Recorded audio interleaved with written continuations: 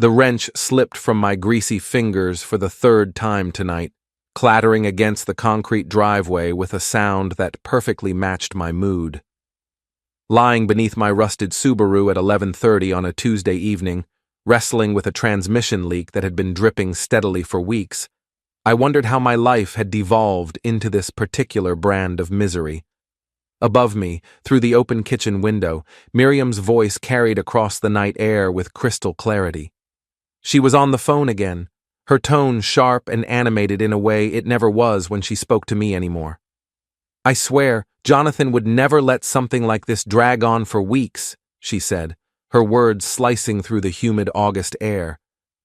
"He actually took care of things when they needed fixing." I closed my eyes and counted to 10, the familiar burn of resentment spreading through my chest. Jonathan Vance. The phantom who haunted our marriage, the golden standard against which every aspect of my existence was measured and found wanting. The ex-boyfriend who had somehow achieved mythical status in my own home. "David just ignores problems until they turn into disasters," Miriam continued, unaware that her husband was lying directly beneath her voice, covered in transmission fluid and humiliation. Jonathan was so proactive about everything. The house, the car, planning ahead. He never would have let me drive around in something that sounds like a washing machine on its last legs. The wrench felt heavy in my hand as I contemplated the irony. Here I was, actually fixing the problem she complained about, while she painted me as negligent to whoever was unfortunate enough to be listening to her latest character assassination session. I had been a high school physics teacher for 22 years, explaining the principles of cause and effect to teenagers who barely cared. Tonight, lying in my own driveway, I was experiencing those principles firsthand. Every action has an equal and opposite reaction. 23 years of marriage had taught me that Miriam's actions consistently produced reactions of disappointment and comparison. "Oh, you should have seen how Jonathan handled contractors," she went on, her voice gaining momentum. "He never would have accepted shoddy work like David did with that bathroom renovation. Jonathan had standards." Standards. The word had become Miriam's favorite weapon, deployed with surgical precision whenever she wanted to highlight my inadequacies. According to my wife, Jonathan Vance had possessed standards about everything: home maintenance, career ambition, personal grooming, social connections, vacation planning, and apparently even the proper way to load a dishwasher. I slid out from under the car and sat up, wiping my hands on an old shop rag that had seen better decades. Through the kitchen window, I could see Miriam pacing back and forth, her phone pressed to her ear, her free hand gesturing animatedly as she continued her dissertation on the superiority of her former boyfriend. The rational part of my mind understood that some level of comparison was normal in relationships. Everyone had a past, former connections that shaped their expectations and preferences. But Miriam had elevated comparison to an art form, wielding Jonathan's memory like a club to bludgeon my self-esteem into submission. "Jonathan never would have forgotten our anniversary dinner reservation," she said, her voice rising slightly. "He was thoughtful about those things. He planned ahead instead of just hoping everything would work out somehow." That particular accusation stung because it referenced an incident from 3 months ago, when I had indeed forgotten to confirm our reservation at the restaurant where we had our first date. The place had given away our table, and we had ended up eating at a chain restaurant near the mall. Miriam had spent the entire meal explaining how Jonathan would never have made such a careless mistake. I gathered my tools and headed toward the garage, but her voice followed me like a persistent echo. "David just assumes things will take care of themselves," she continued. "Jonathan understood that relationships require effort and attention to detail. He never would have let things slide the way David does." The garage provided no refuge. Even with the door closed, I could still hear her voice through the thin walls of our 1920s colonial home. The house itself had become another source of comparison ammunition. According to Miriam, Jonathan would have updated the electrical system by now. Jonathan would have refinished the hardwood floors. Jonathan would have replaced the ancient furnace instead of nursing it along with duct tape and prayer. I hung up my tools with deliberate precision, each wrench and screwdriver finding its designated spot on the pegboard I had installed myself 3 years ago. Another project that had earned lukewarm approval from my wife, who mentioned that Jonathan probably would have organized the tools more efficiently. The kitchen light was still on when I finally went inside, but Miriam had moved her conversation to the living room. I could hear her settling into her favorite chair, the one positioned perfectly to catch both the television and the view of our neighbor's impeccably maintained garden. Another reminder of standards I apparently failed to meet. "The thing about Jonathan," she was saying, her voice carrying the reverent tone she usually reserved for discussing expensive wine or architectural magazines, "is that he never settled for good enough. If something was worth doing, it was worth doing right the first time." I opened the refrigerator and stared at its contents without really seeing anything. A half-empty container of leftover Chinese food, some wilted lettuce, 3 different types of mustard that Miriam had purchased and forgotten about. The kind of random accumulation that Jonathan probably would have organized more systematically. "David means well," Miriam continued, and I recognized the particular inflection that preceded her most damaging observations. "But he just doesn't have that drive to excel. Jonathan was always pushing himself to be better, to achieve more. He had ambition." Ambition, another weapon in her arsenal. As if teaching high school physics represented some kind of moral failing, a lack of vision that a superior man like Jonathan would never have tolerated. Never mind that I had chosen education because I actually enjoyed explaining complex concepts to young minds. Never mind that I had won teaching awards and earned the respect of colleagues and students alike. In Miriam's narrative, I was a man who had settled for mediocrity while Jonathan reached for the stars. I grabbed a bottle of beer and closed the refrigerator with perhaps more force than necessary. The sound echoed through the kitchen, but Miriam's conversation continued uninterrupted. She was deep into what sounded like a detailed comparison of my lawn care techniques versus Jonathan's apparently superior approach to landscaping. The beer tasted flat and bitter, matching my mood perfectly. I leaned against the kitchen counter and listened to my wife systematically dismantle my character for the entertainment of whoever was on the other end of that phone call. Her voice had taken on the animated quality it only achieved when she was discussing my shortcomings or Jonathan's virtues. "Jonathan never would have let the gutters get that clogged," she said, and I realized she was now critiquing the exterior maintenance of our home. "He was always on top of seasonal maintenance. He had a system for everything." A system. Of course, Jonathan had a system. According to Miriam, Jonathan had possessed systems for everything from bill paying to vacation planning to social calendar management. Meanwhile, I apparently stumbled through life without any organizational principles whatsoever, leaving a trail of missed opportunities and substandard results in my wake.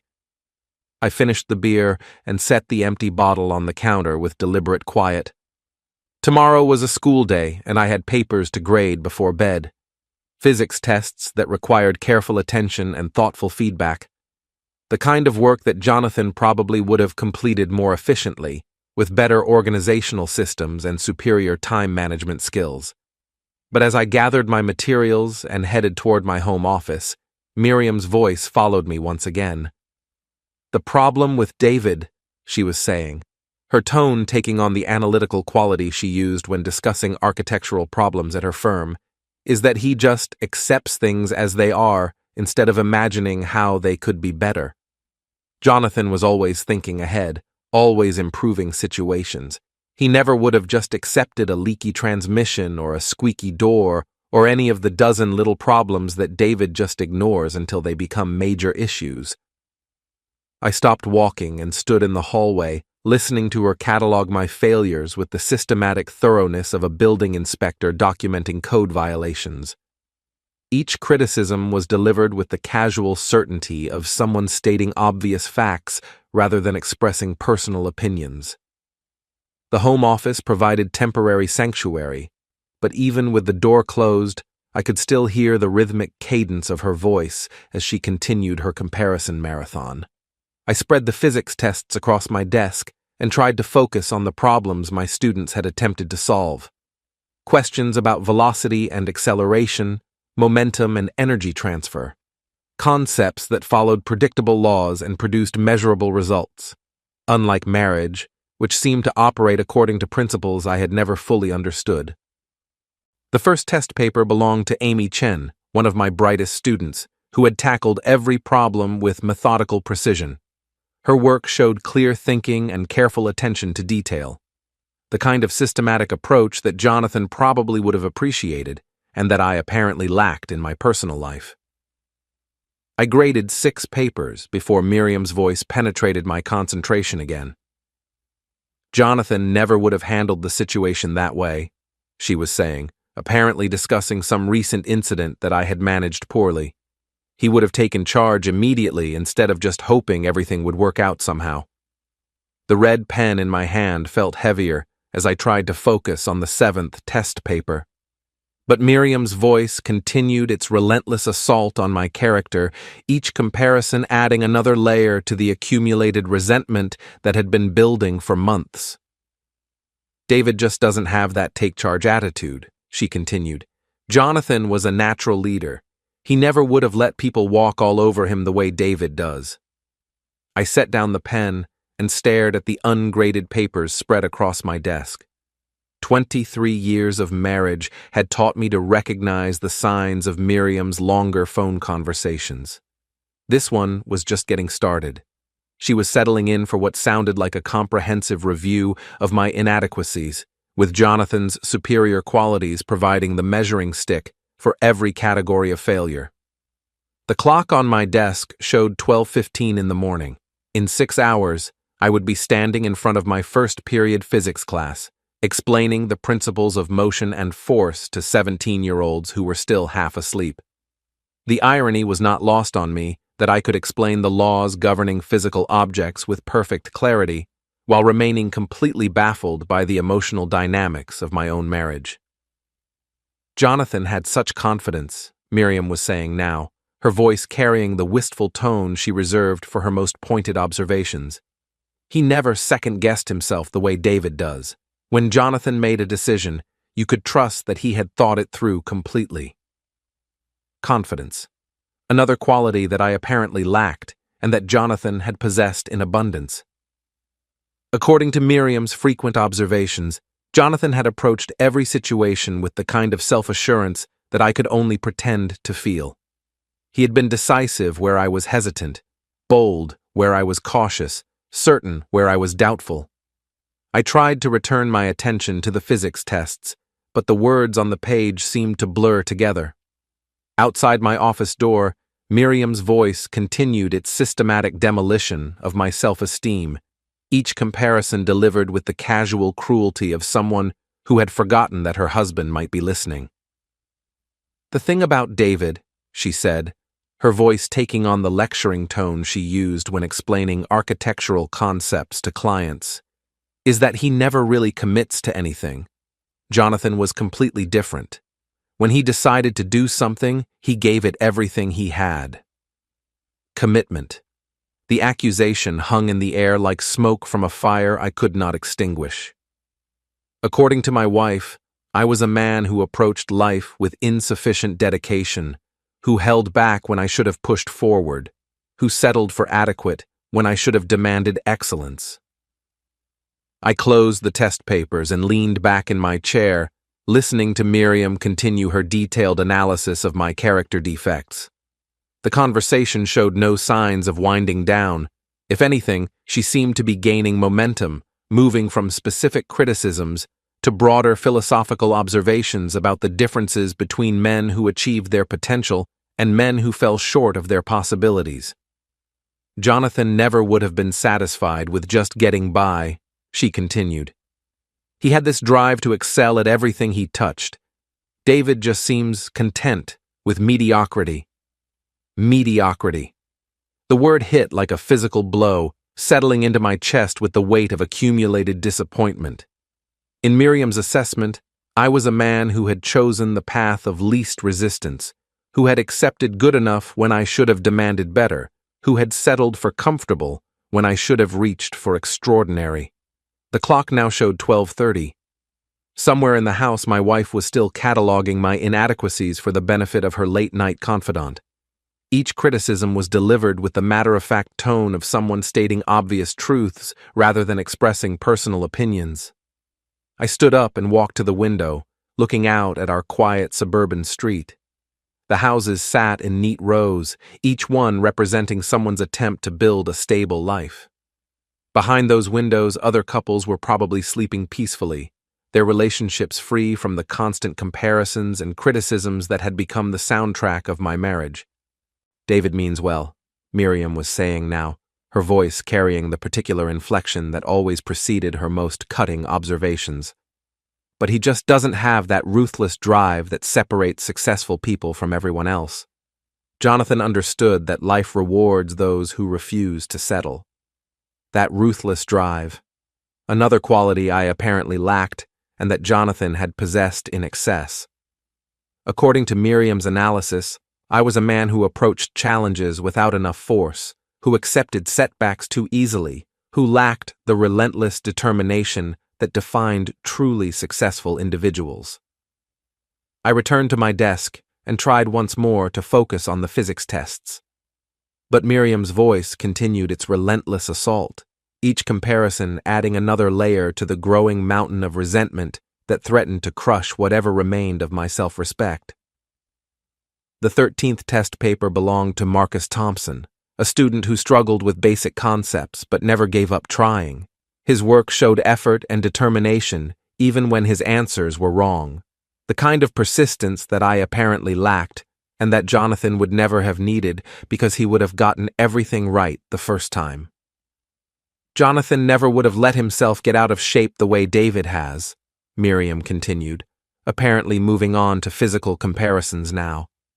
"He took care of himself. He understood that appearance matters."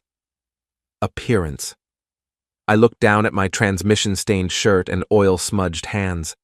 The physical evidence of actually fixing the problem that Miriam had been complaining about, while she criticized me for not maintaining the same fitness standards as her mythical ex-boyfriend.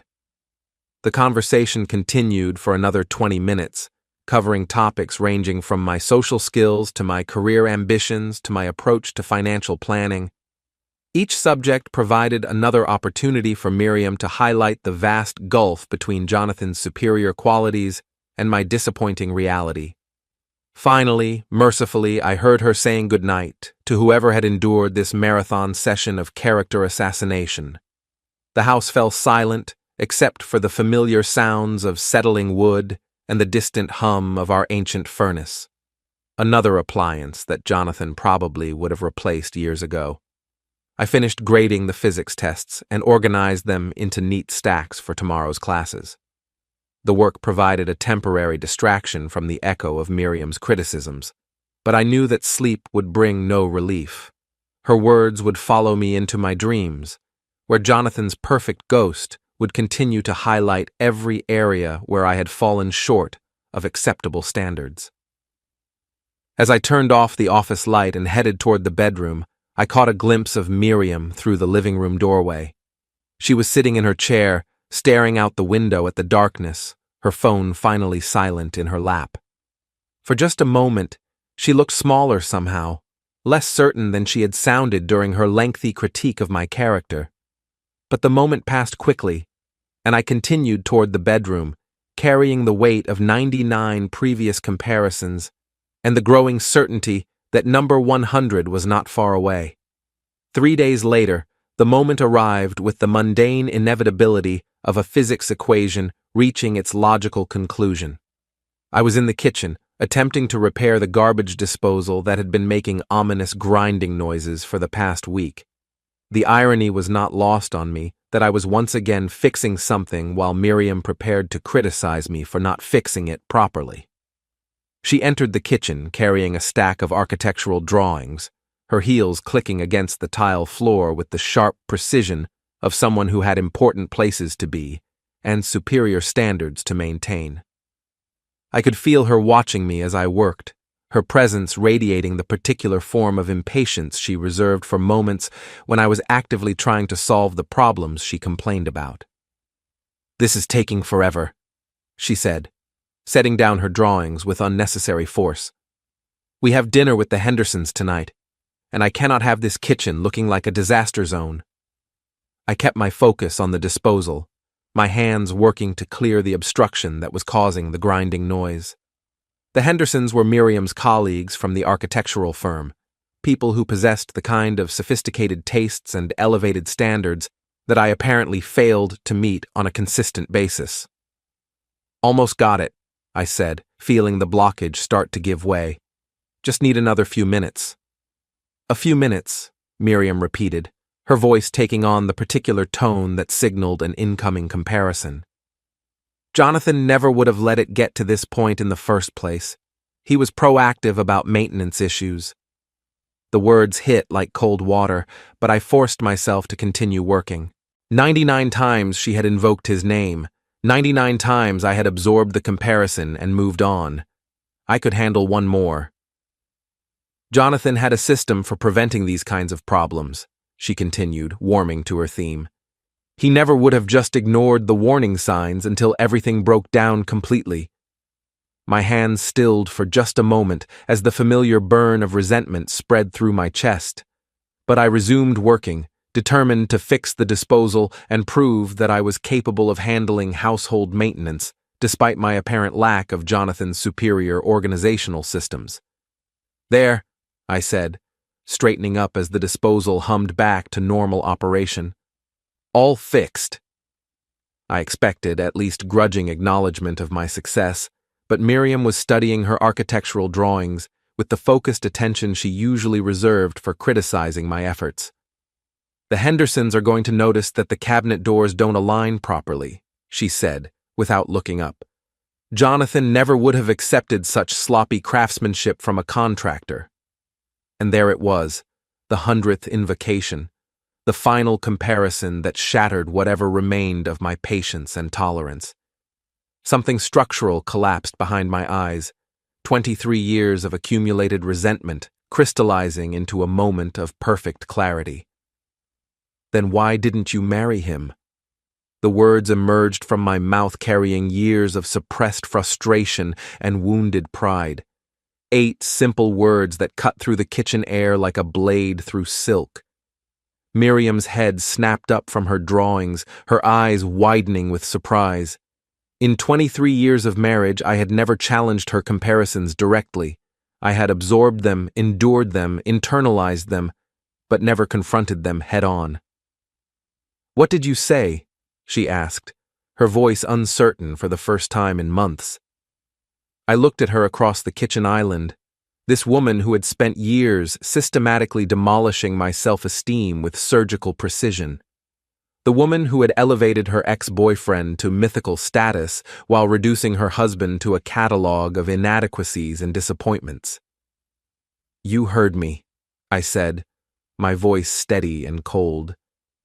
"If Jonathan was so perfect, if he never would have done this or that, if he was so much better at everything than I am, then why didn't you marry him?" The silence that followed was unlike anything I had ever experienced in our home. It was not the comfortable quiet of two people sharing space, nor the tense quiet that followed an argument. This was the complete absence of sound that occurs when fundamental assumptions suddenly collapse. Miriam's mouth opened and closed without producing words. For the first time in years, she seemed genuinely speechless, her usual arsenal of comparisons and criticisms rendered useless by a question she had apparently never considered. But I was not finished. The floodgates had opened, and 23 years of suppressed resentment came pouring out. "Because he didn't want you either." The words hung in the air like smoke from an explosion, their truth so obvious and devastating that I wondered how I had never spoken them before. Miriam's face cycled through recognition, denial, and fury in a sequence that confirmed the accuracy of my observation. Her perfect Jonathan, the golden standard against which every aspect of my existence was measured, had made a choice. He had evaluated Miriam as a potential life partner and decided to look elsewhere. The man she held up as the pinnacle of masculine virtue had rejected her, leaving her to settle for the inadequate husband she spent her days criticizing. "How dare you?" she whispered, her voice shaking with rage. "How dare I what?" I replied, my own voice gaining strength as the truth continued to unfold. "How dare I point out that your perfect ex-boyfriend chose not to marry you? How dare I mention that all these comparisons are really about your disappointment that he didn't want you permanently?" The kitchen filled with a tension so thick it seemed to have physical weight. Miriam stared at me with an expression I had never seen before, a mixture of shock and fury and something that might have been recognition. "You don't know anything about Jonathan and me," she said, but her voice lacked its usual conviction. "I know he's not here," I replied. "I know that for all his supposed perfection, he chose someone else. I know that you've spent our entire marriage punishing me for the crime of being available when he wasn't." The truth of those words seemed to echo through the kitchen, reverberating off the walls and settling into the spaces between us. For years, I had been the consolation prize, the acceptable substitute for the man who had declined to provide what she really wanted. Miriam's face had gone pale, but her eyes blazed with an anger I had rarely seen. When she finally spoke, her voice was low and dangerous. "You have no idea what you're talking about," she said. "Jonathan and I had something special, something you could never understand." "Had," I repeated, emphasizing the past tense. "Had something special, past tense. Something so special that he walked away from it." The words seemed to hit her like physical blows. She gripped the edge of the kitchen island, her knuckles white with tension. "He had reasons," she said, her voice becoming defensive. "Circumstances that you wouldn't understand." "Circumstances," I repeated. "Is that what we're calling it when someone decides they don't want to spend their life with you?" The silence that followed was broken only by the hum of the refrigerator and the distant sound of traffic outside. Miriam stared at me as if seeing me for the first time, her usual confidence replaced by something that looked almost like vulnerability. But the moment passed quickly, replaced by a fury that seemed to emanate from her like heat from a furnace. "You think you're so clever," she said, her voice rising. "You think you've figured something out. But you don't know anything about real relationships, about what it means to connect with someone on a deeper level." "Deeper level," I said, my own anger building now. "Is that what you call it when you spend 23 years telling your husband that he's inferior to someone who chose not to marry you?" The accusation hung between us like a challenge. For the first time in our marriage, I had refused to accept her comparisons passively. I had turned the spotlight back on her, forcing her to confront the reality behind her endless criticisms. "Jonathan and I still talk," she said suddenly, the words emerging with the force of a confession. "We still see each other sometimes. He understands me in ways that you never have." The admission hit me like a physical blow, but it also brought a strange sense of relief. Finally, the truth was emerging from beneath years of implied criticism and veiled comparison. "You still see him," I repeated, my voice flat and cold. "Not like that," she said quickly, but her eyes would not meet mine. "We're friends. We have history together. He gives me advice about things." "Advice," I said. "About what kinds of things?" The question hung in the air, and I could see her calculating how much truth she was willing to reveal. Her hesitation told me everything I needed to know. "About life," she said finally. "About career decisions. About relationships." "About your marriage," I said. "About me." She did not deny it, which was confirmation enough. For years, she had been discussing our marriage with her ex-boyfriend, sharing my inadequacies and failures with the man she held up as the standard I could never meet. "Jonathan cares about my happiness," she said, her voice taking on a defensive tone. He wants what's best for me. And what's best for you, I said slowly, is apparently not your husband. The words seemed to echo through the kitchen, carrying implications that neither of us had been willing to acknowledge until this moment. Our marriage had become a waiting room, a temporary arrangement, while she hoped for something better to come along.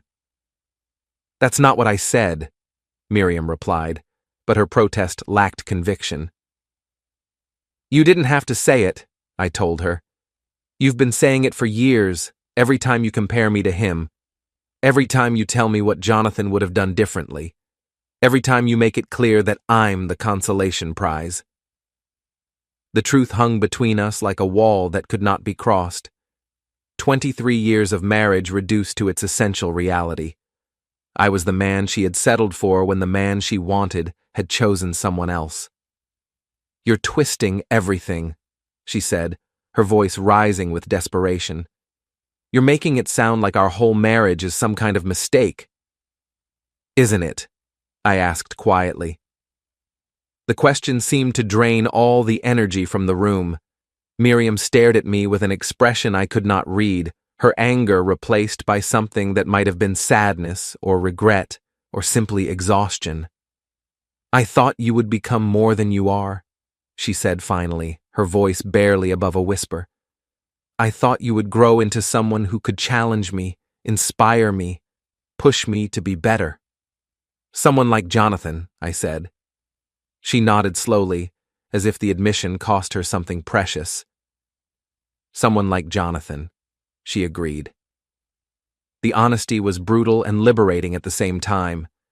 After years of implied criticism and veiled comparison, we were finally speaking plainly about the fundamental disappointment that had poisoned our marriage. And when I didn't transform into your ideal man, I said, you decided to punish me for it. I didn't punish you, she protested. You compared me to him every day, I replied. You made sure I knew exactly how I failed to measure up. You turned our marriage into a constant reminder that I wasn't the man you really wanted. The words seemed to hit her with unexpected force. For a moment, her carefully maintained composure cracked, and I saw something that might have been shame or regret flash across her face. I just wanted you to try harder, she said, her voice small and uncertain. Try harder to be someone else, I corrected. Try harder to become the man you actually wanted to marry. The silence that followed was heavy with the weight of 23 years of unspoken truth. We stood on opposite sides of the kitchen island, separated by more than just granite countertop. We were separated by the gulf between expectation and reality, between the marriage she had wanted and the one she had actually built. What happens now? She asked finally. I looked at her across the space between us. This woman who had spent years systematically destroying my confidence while maintaining contact with the man she considered superior in every way. The woman who had turned our marriage into a prolonged exercise in disappointment and comparison. Now, I said quietly, we stop pretending. The next morning arrived with the surreal quality of a landscape after an earthquake. Everything looked the same, but the fundamental structure had shifted in ways that made normal routines feel impossible. I woke up alone in our bedroom, Miriam having spent the night in the guest room, and faced the strange reality of a marriage that had finally acknowledged its own failure. I went through the motions of my morning routine with mechanical precision. Shower, coffee, review of lesson plans for my first period physics class. But underneath the familiar activities, I could feel something new stirring. Not anger exactly, though that was certainly present. Something colder and more calculating. Something that felt like the beginning of a plan. Miriam was already gone when I came downstairs, her coffee cup rinsed and placed in the dishwasher with the obsessive neatness she had always maintained. A note on the counter informed me that she would be working late again, attending a client dinner that would probably run until 10 or 11. The same excuse she had been using for months, I now realized, to spend time with Jonathan. I drove to school through the familiar streets of Ironbridge, past the Victorian houses with their carefully maintained gardens, and the newer developments where young families were building their own versions of domestic happiness. The town looked peaceful in the morning light, its residents heading off to jobs and schools and all the ordinary activities that comprised normal life. But nothing felt normal anymore. The conversation in the kitchen had stripped away 23 years of polite fiction, leaving behind a raw truth that changed everything. Miriam had been in love with another man throughout our entire marriage. She had settled for me while hoping for something better, and when that something better had not materialized, she had spent decades punishing me for my inadequacy. My first period physics class was studying momentum and collision theory, concepts that seemed particularly relevant to my current situation. I stood in front of 37 17-year-olds and explained how objects in motion tend to stay in motion unless acted upon by an external force, how the energy from one moving object transfers to another upon impact, how collisions can be elastic or inelastic, depending on whether the objects bounce apart or stick together after contact. "Mr. Ashford," asked Jessica Martinez, one of my more engaged students, "what happens when two objects of different masses collide?" "Excellent question," I replied, grateful for the distraction of academic discussion. "The object with greater mass will continue moving in its original direction, while the smaller object will be deflected or absorbed. The outcome depends on the relative forces involved." As I drew diagrams on the whiteboard, I found myself thinking about marriage as a collision between two different life trajectories. Miriam and I had come together with different masses, different velocities, different expectations about where we were heading. For 23 years, we had been stuck together in an inelastic collision, neither of us moving in our preferred direction. But now the collision was over, and we were bouncing apart with forces that I was only beginning to understand. During my lunch break, I sat in my empty classroom and did something I had never done before. I researched Jonathan Vance online. It took less than 5 minutes to find his real estate development company's website, complete with professional photographs and a detailed biography that painted the picture of exactly the kind of successful man that Miriam had always wanted me to become. Jonathan was 48 years old, 2 years older than me, with the kind of confident smile that suggested he had never doubted his place in the world. His company specialized in luxury residential developments around the Lake District, the kind of high-end projects that generated substantial profits and social prestige. According to his biography, he had graduated from an elite business school, served on multiple charitable boards, and maintained homes in both Ironbridge and Manhattan. He was, in other words, everything that I was not. Wealthy where I was middle class, socially connected where I was professionally focused, ambitious in ways that extended far beyond the classroom where I had chosen to spend my career.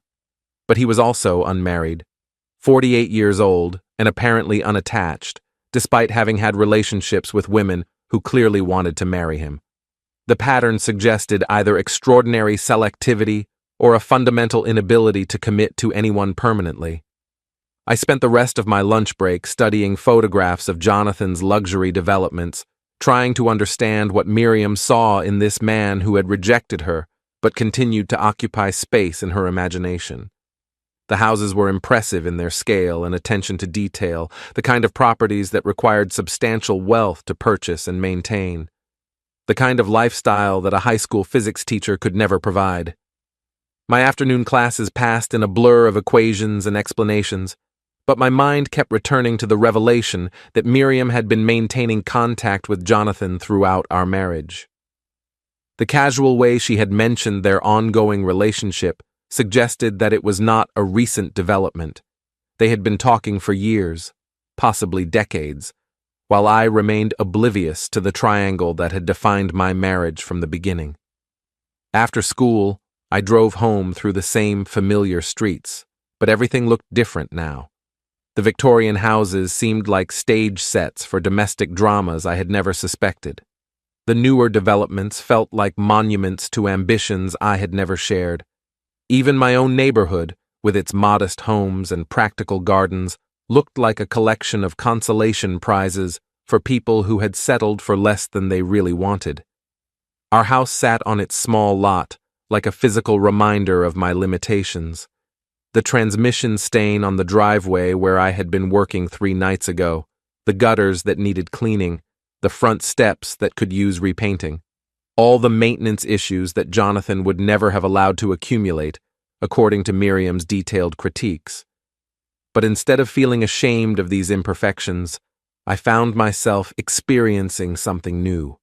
A cold anger that felt more like determination than rage. For the first time in years, I was not seeing my home through Miriam's eyes, measuring it against Jonathan's superior standards. I was seeing it as the place where I had been systematically diminished by a woman who had never wanted to be there in the first place. I parked in the garage and sat in the car for several minutes, listening to the engine tick as it cooled. Through the thin walls, I could hear the familiar sounds of our house settling into evening quiet. But the silence felt different now, charged with possibilities I had never considered before. Inside, I found evidence of Miriam's morning routine scattered throughout the kitchen and living room, coffee cup in the dishwasher, architectural drawings spread across the dining room table, several outfits tried on and rejected, draped over the back of her chair. The casual disorder of someone who expected other people to clean up after her. But mixed in with the familiar debris of her morning preparation, I found something new. A small notebook, left open on the counter beside her coffee maker, filled with handwriting I recognized as Miriam's careful script. I should not have read it. Privacy in marriage was one of the few boundaries we had maintained throughout 23 years of gradually increasing disappointment. But the conversation in the kitchen had changed the rules of our relationship in ways that I was still discovering.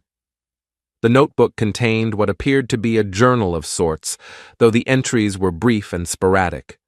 Most were complaints about household issues or reminders about social obligations. But scattered throughout were references to phone calls and meetings that made my chest tighten with recognition. Lunch with Jay at the Harbor Club. He thinks I should push David harder about the promotion opportunities at the community college. Says I'm enabling his lack of ambition. Jay called during dinner. David was grading papers and didn't notice. Jay says I deserve better than someone who has given up on professional growth. Showed Jay the photos of the bathroom renovation disaster. He laughed and said David clearly doesn't understand quality workmanship. Offered to recommend contractors who actually know what they're doing. Entry after entry documented conversations with Jonathan about my inadequacies, my failures, my inability to meet the standards that a superior man would have maintained.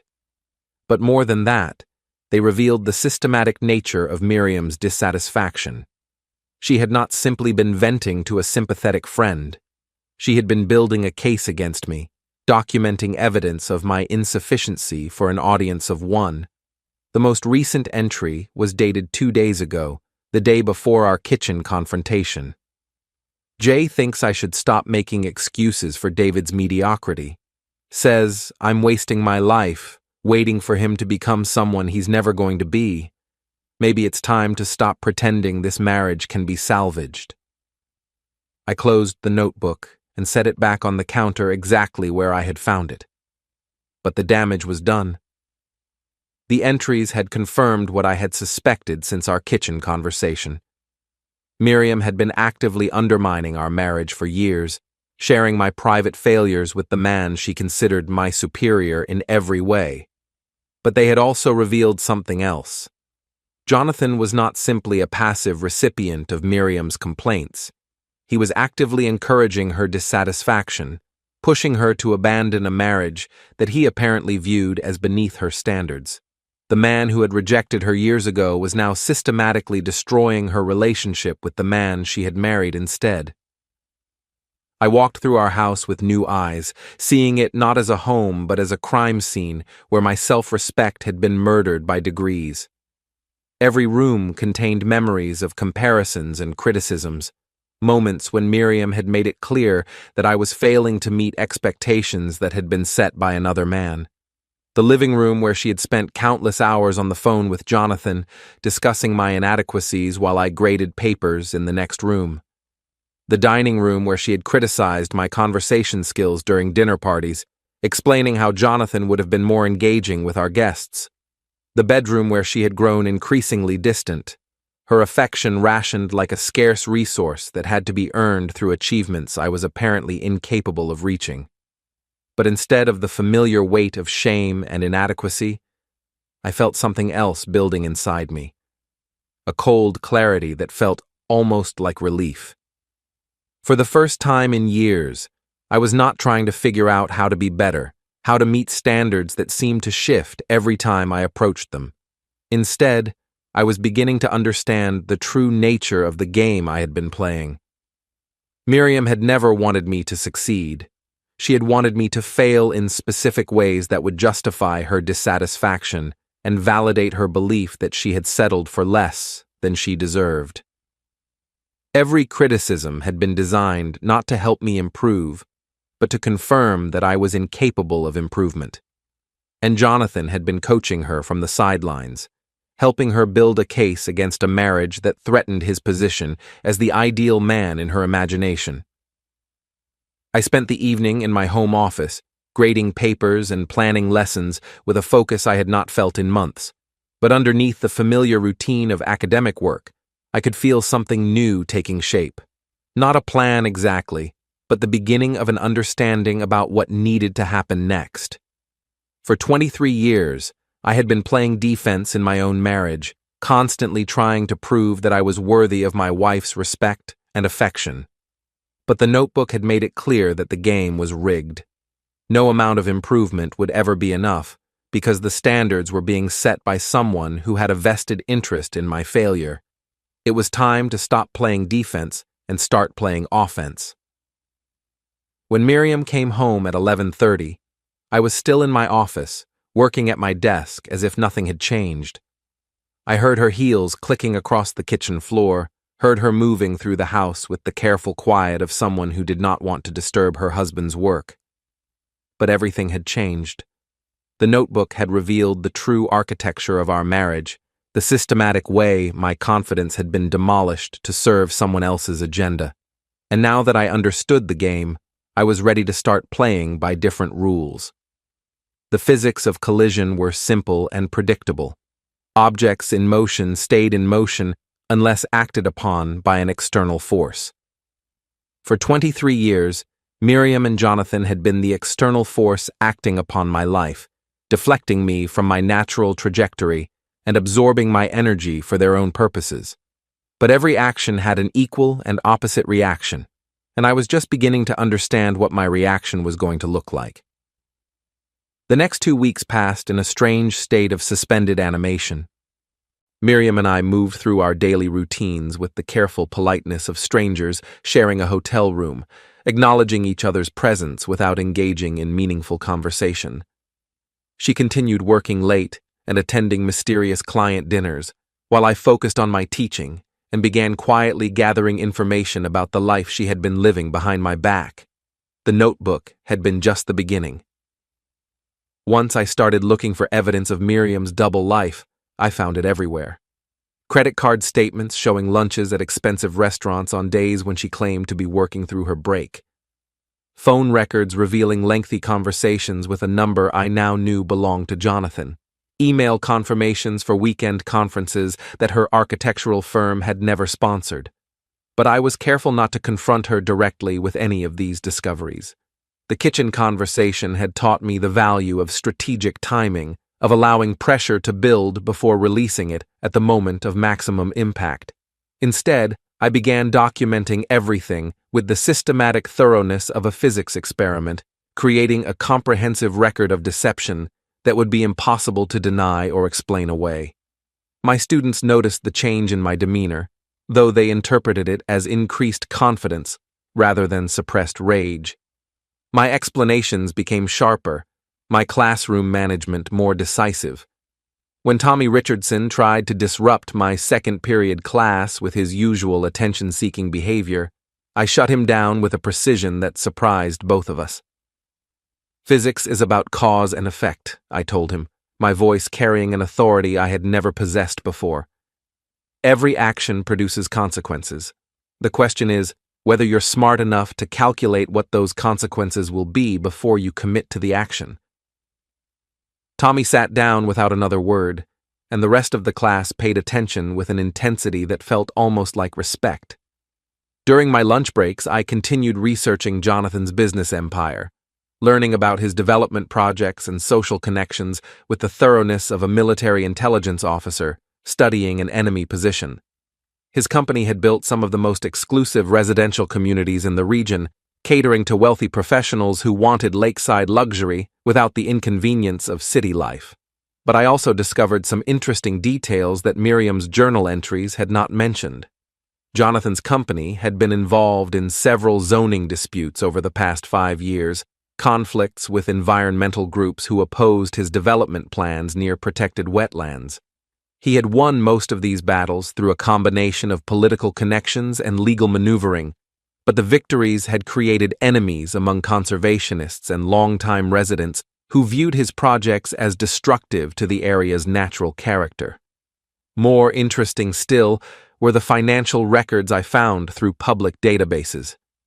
Jonathan's company carried substantial debt, much of it secured by properties that had not yet been developed due to regulatory delays and environmental challenges. His lifestyle suggested wealth and success, but the underlying financial structure appeared more precarious than his public image suggested. I filed this information away for future reference, though I was not yet sure how it might be useful. The important thing was to understand the complete picture of the people who had been manipulating my marriage for their own purposes. On Friday afternoon, I made a decision that would have been impossible 2 weeks earlier. Instead of going straight home after school, I drove to the Harbor Club, the upscale restaurant where Miriam's journal had mentioned several lunches with Jonathan. I had no specific plan beyond satisfying my curiosity about the place where my wife and her former lover conducted their ongoing relationship. The Harbor Club occupied a restored Victorian mansion overlooking the lake, its elegant dining rooms and manicured gardens designed to appeal to professionals who wanted to conduct business in an atmosphere of refined sophistication. I parked across the street and studied the building through my windshield, trying to imagine Miriam and Jonathan sharing intimate conversations about my inadequacies while surrounded by crystal and fine china. I was about to leave when I saw them. Miriam emerged from the restaurant's main entrance, followed closely by a tall man with silver hair and the kind of confident posture that suggested he had never doubted his place in the world. Jonathan Vance looked exactly like his professional photographs, but seeing him in person added dimensions that no camera could capture. The way he moved through space as if he owned it, the casual authority with which he guided Miriam toward his car, the intimate familiarity of their body language. They were not behaving like former lovers who had maintained a platonic friendship. They were behaving like current lovers who were comfortable with their ongoing relationship. I watched Jonathan open the passenger door of his luxury sedan for Miriam, watched her smile at him with an expression I had not seen on her face in years, watched him lean close to say something that made her laugh with genuine delight, watched them drive away together toward the Lake District, where Jonathan's mansion provided privacy for whatever activities they had planned for the rest of the afternoon. I sat in my car for several minutes after they disappeared, processing what I had witnessed. The casual intimacy between them suggested a relationship that extended far beyond the advisory friendship that Miriam had described. They were lovers, probably had been lovers throughout most or all of our marriage, and their relationship was continuing with the kind of comfortable routine that characterized established couples. But instead of the devastating heartbreak I might have expected to feel, I experienced something closer to liberation. The last pretense had been stripped away, the final lie exposed. I was not married to a woman who had made some mistakes in judgment or who had been struggling with conflicted feelings about her past. I was married to a woman who had been systematically betraying me for years, while maintaining the fiction of our domestic partnership for reasons I was only beginning to understand. I drove home through the familiar streets of Ironbridge with a clarity of purpose I had not felt in decades. The time for passive acceptance was over. The time for hoping that things might improve was over. The time for playing defense in my own life was over. It was time to start playing offense. That evening, I began implementing the first phase of what I was starting to think of as my liberation campaign. While Miriam attended another mysterious client dinner, I systematically photographed every document in her home office, creating a digital archive of her correspondence, financial records, and business files. I was looking for additional evidence of her relationship with Jonathan, but I was also gathering intelligence about her professional life and personal vulnerabilities. What I found exceeded my expectations. Miriam's architectural firm was apparently struggling with internal politics and financial pressures that she had never mentioned at home. Several major projects had been delayed or canceled due to cost overruns and design problems. Her boss, Charles Redmond, was facing pressure from the board of directors to improve profitability and reduce overhead expenses. And Miriam herself was apparently being considered for either a promotion to senior partner or termination due to her involvement in some of the problematic projects. But more interesting were the personal emails I found buried in her professional correspondence. Messages from Jonathan that made it clear their relationship was not limited to occasional lunches and friendly advice. They were planning weekend trips together, discussing real estate investments that would give them shared financial interests, and exchanging intimate observations about their respective domestic situations that left no doubt about the nature of their ongoing connection. One email in particular caught my attention. The situation with David is becoming untenable. You're wasting your best years on someone who will never appreciate what he has. The lake house will be finished by Christmas. We could make a clean start there, away from all the complications and compromises. Think about what you really want from life, not what you think you're supposed to want. J. The lake house. Jonathan was building a private retreat where he and Miriam could conduct their relationship without the inconvenience of maintaining their respective public facades. A place where they could be together without having to pretend that she was a faithful wife and he was simply a concerned friend. I copied the email and several others like it, adding them to my growing archive of evidence. But more than that, I began to understand the timeline of their deception. This was not a recent development or a momentary lapse in judgment.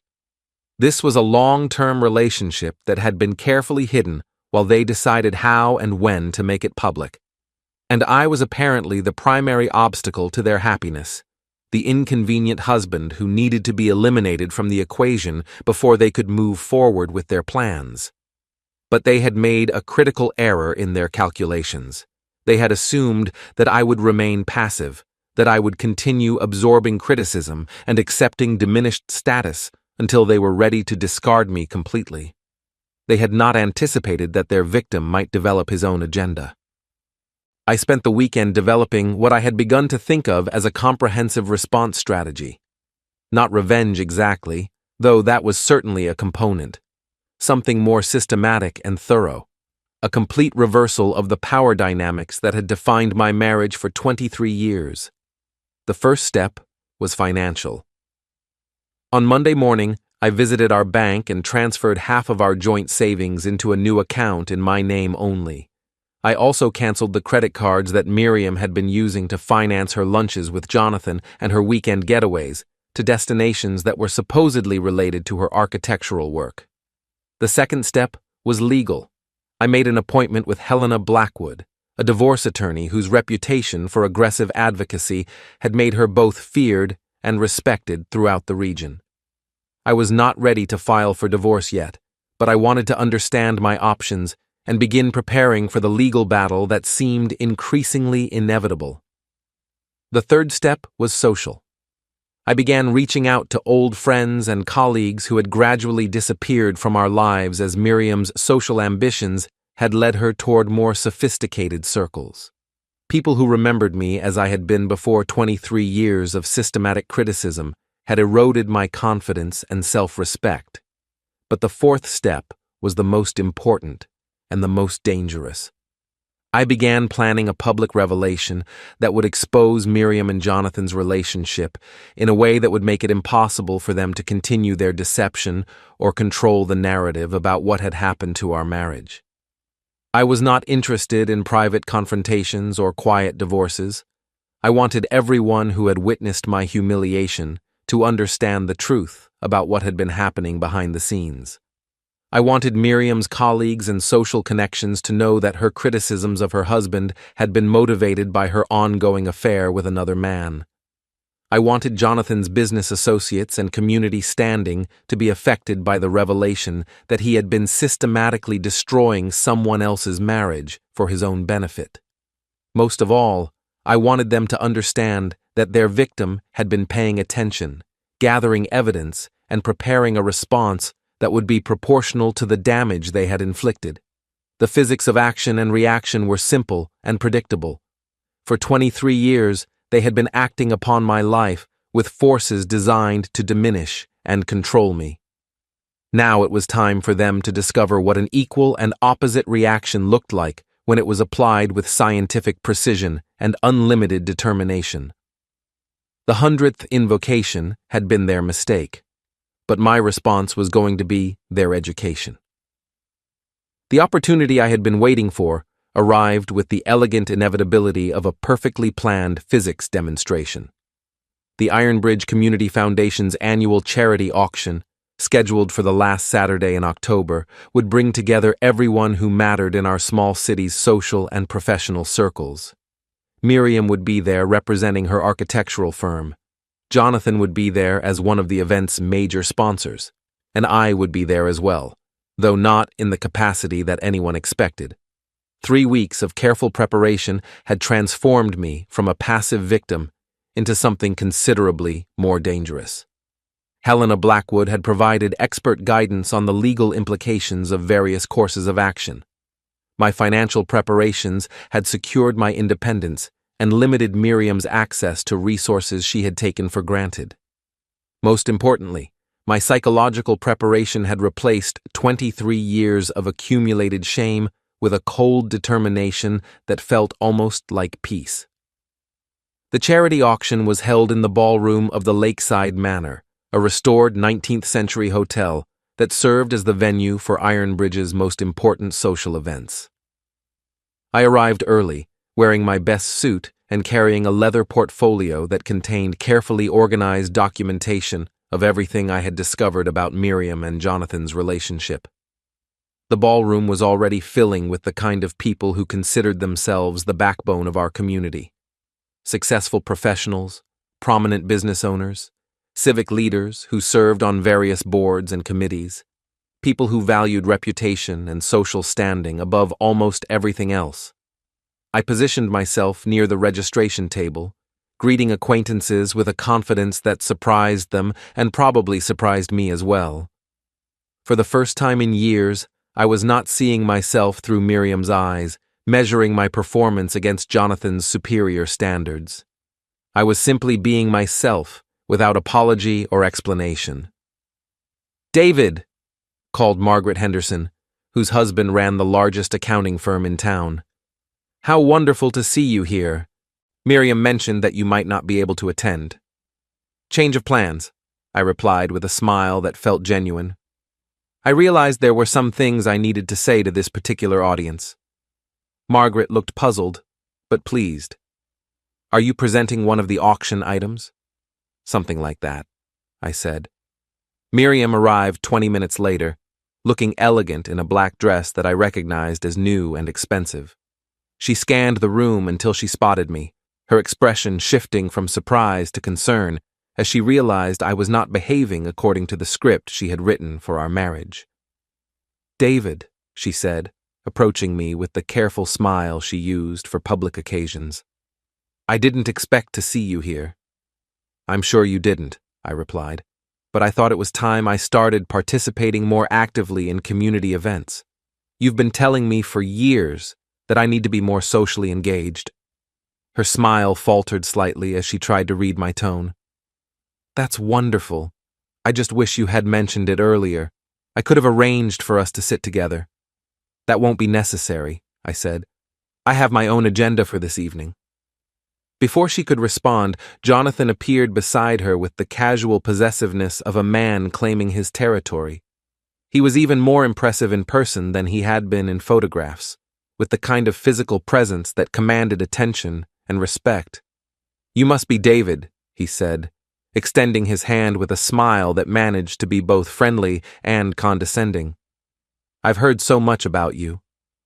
I shook his hand, noting the firm grip and expensive watch, the subtle signals of success and authority that he deployed like weapons.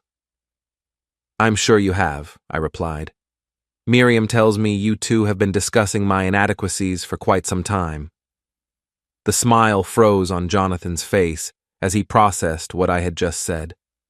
Miriam's expression shifted from concern to alarm as she realized that the careful balance of her double life was beginning to collapse. David, she said quickly, I think you might be misunderstanding. I don't think I'm misunderstanding anything, I interrupted. In fact, I think I understand the situation more clearly than I ever have before. The ballroom was filling up around us, conversations and laughter creating a background of social energy that made our small drama feel both intimate and public. Other people were beginning to notice our interaction, drawn by the tension that was becoming increasingly difficult to disguise. Perhaps we should discuss this privately, Jonathan suggested, his voice carrying the kind of authority he probably used in business negotiations. No, I said firmly. I think we've had enough private discussions. It's time for some public honesty. I excused myself and walked toward the small stage where the evening's program would be conducted. The auction organizers had arranged for several brief presentations between bidding rounds, including remarks from major sponsors and community leaders. I had not been scheduled to speak, but I had taken the liberty of adding myself to the program through a conversation with the event coordinator that had emphasized my desire to make a significant announcement about educational funding. The first hour of the auction proceeded normally, with various items generating enthusiastic bidding from the assembled crowd. I participated actively, bidding successfully on several items that I had no intention of keeping, but that established my presence as a serious participant in the evening's activities. Miriam and Jonathan remained near the back of the room, their body language suggesting an increasingly urgent conversation about how to handle my unexpected behavior. I could see them conferring in whispers, their expressions growing more concerned as they realized that their careful control over the situation was slipping away. When the auctioneer called for a brief intermission, I approached the podium with the confidence of someone who belonged there. The event coordinator looked surprised, but did not challenge my presence, assuming that my presentation had been cleared through proper channels. Ladies and gentlemen, I began, my voice carrying clearly through the ballroom's excellent acoustics. I want to thank you for allowing me to share some thoughts about truth and consequences in our community. The audience settled into polite attention, expecting the kind of generic remarks that characterized most charity event speeches. Miriam and Jonathan had moved closer to the stage, their expressions showing the first signs of genuine panic as they realized what might be about to happen. For 23 years, I continued, I have been married to a woman who has spent our entire relationship comparing me unfavorably to her former boyfriend. For 23 years, I have listened to detailed explanations of how Jonathan Vance would have handled various situations better than I did. How Jonathan would have been more successful, more ambitious, more worthy of respect and admiration. A murmur of discomfort rippled through the audience as people began to understand that they were witnessing something far more personal and dramatic than the usual charity event presentation. What I discovered recently, I said, my voice gaining strength as I approached the climax of my carefully planned revelation, is that these comparisons were not simply the innocent observations of a woman reflecting on her past. They were the ongoing commentary of a woman who has been conducting an affair with her former boyfriend throughout our entire marriage. The ballroom fell completely silent as the implications of my words settled over the assembled crowd. Miriam's face had gone white with shock and fury.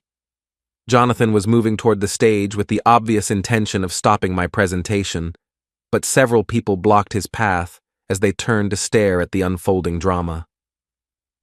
Miriam and Jonathan have been meeting regularly for years, I continued, opening my leather portfolio and removing copies of the emails and photographs I had gathered.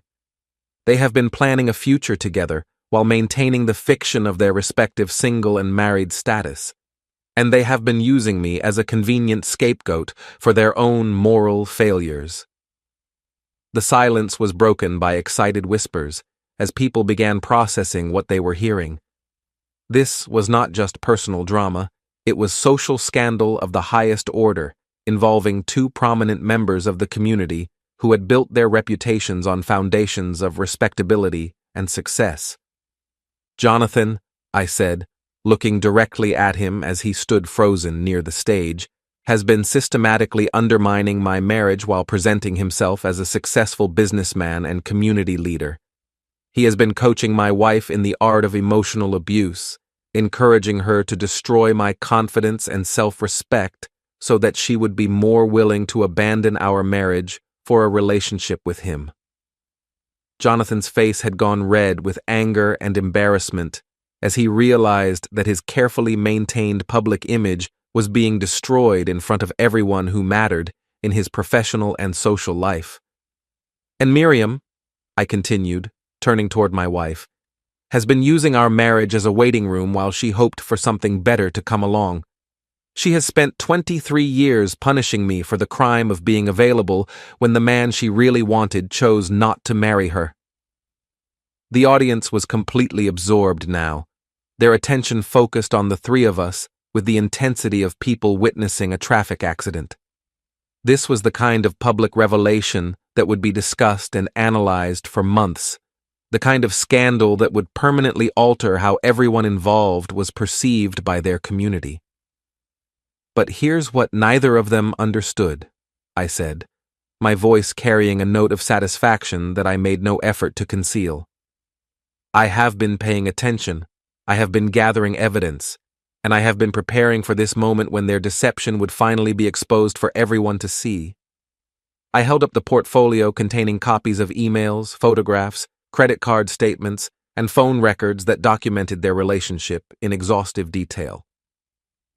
"Everything is here," I announced. "Years of evidence that will be made available to anyone who is interested in understanding the truth about these two people and their systematic destruction of my marriage." Jonathan finally managed to push through the crowd and reach the stage, his face contorted with rage and desperation. "You have no right to do this," he said, his voice shaking with fury. "This is private business that has nothing to do with anyone else." "Private business?" I replied, my voice rising to ensure that everyone in the ballroom could hear my response. "You made it public business when you turned my marriage into a community joke. You made it public business when you encouraged my wife to criticize and humiliate me in front of our friends and neighbors. You made it public business when you decided that your happiness was more important than my dignity." The confrontation was attracting attention from throughout the ballroom as people abandoned their conversations to focus on the drama unfolding at the center of the room.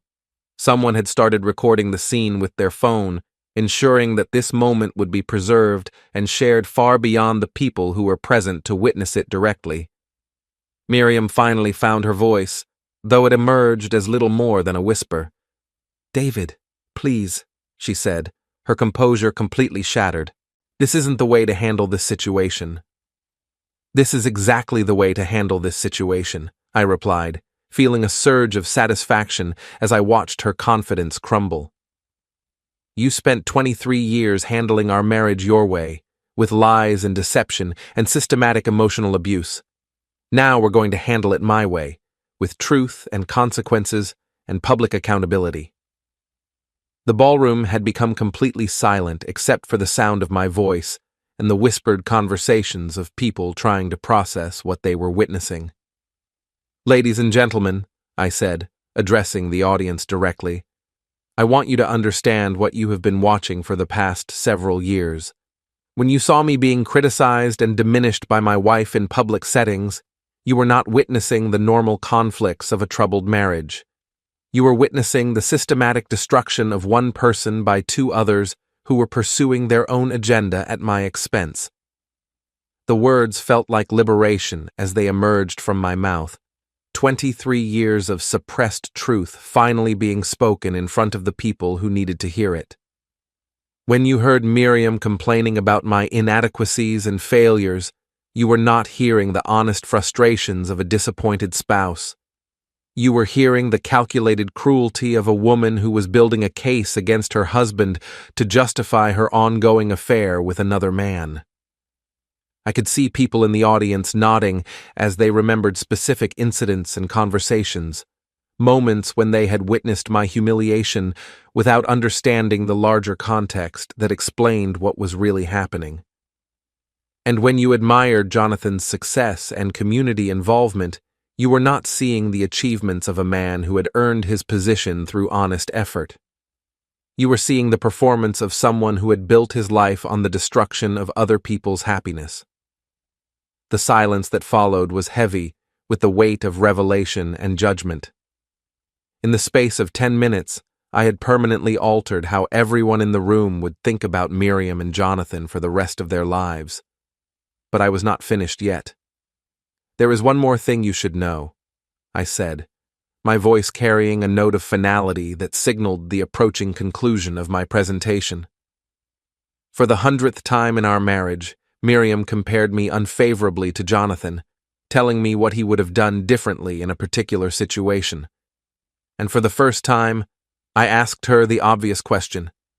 If Jonathan was so superior to me in every way, why hadn't she married him instead?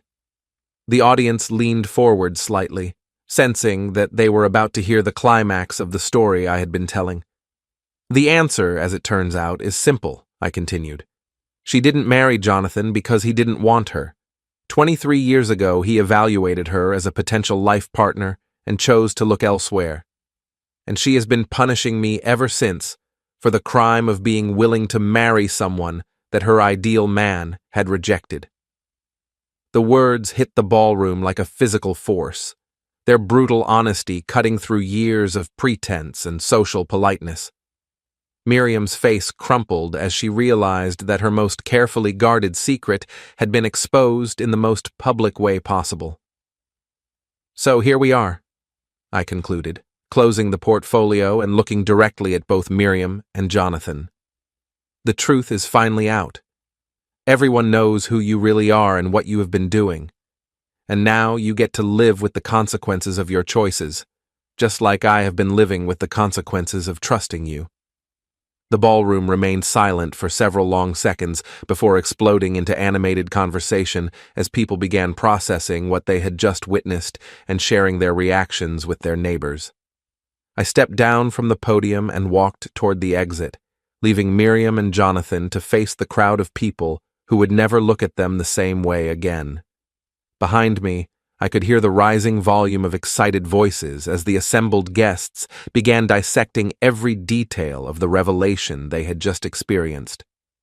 For 23 years, I had been the object of their manipulation and control. Tonight, for the first time, they were the ones who had lost control of the situation. They were the ones who would have to explain and defend and justify their actions to a community that had just learned the truth about their character. As I reached the ballroom doors, I turned back for one final look at the scene I was leaving behind. Miriam and Jonathan stood near the stage, surrounded by a crowd of people whose expressions ranged from shock to fascination to obvious judgment. They looked smaller somehow, diminished by the exposure of their deception in a way that no amount of wealth or social status could repair. The 100th invocation had been their mistake. This was my response. And it was exactly equal to the action that had preceded it.